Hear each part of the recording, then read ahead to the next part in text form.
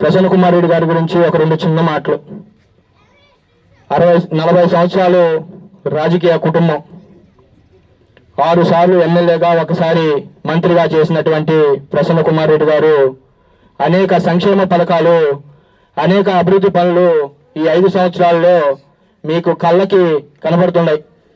కోవూరు గురించి, కోవూరు మండలం గురించే మాట్లాడుకుంటే నెల్లూరు జిల్లాలో ఎక్కడా లేని విధంగా బైపాస్ నుంచి వెంకటేశ్వరం దాకా 8 లైన్ తెచ్చింది మన ప్రసన్న కుమార్ రెడ్డి గారే. అదేవిధంగా కోవూరులో అనేక మంది గుమ్మల్ని నుంచి పాటూరు, ఎల్లాయిపాలెం, బుచ్చిరెడ్డిపాలెంకి వెళ్ళేదానికి ఇబ్బంది పడుతుంటే ఆ కలుసుని తీసుకొని వచ్చింది కూడా ప్రసన్న కుమార్ రెడ్డి గారే.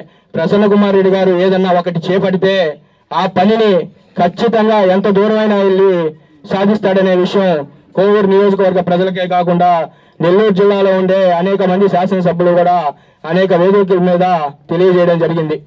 ఈ రోజు ప్రసన్న కుమార్ రెడ్డి గారిని చూస్తుంటే అనేక విధాలుగా కక్ష వేధింపులు చేసి ఈ రోజు ప్రసన్న కుమార్ రెడ్డి గారు ప్రతినిత్యం పేపర్లో పోలీస్ స్టేషన్కి వెళ్ళి సంతకం పెట్టాలని చెప్పి అనేక వేధింపులు చేస్తున్నారు. ఇవన్నీ ప్రజలు గమనిస్తూనే ఉన్నారు.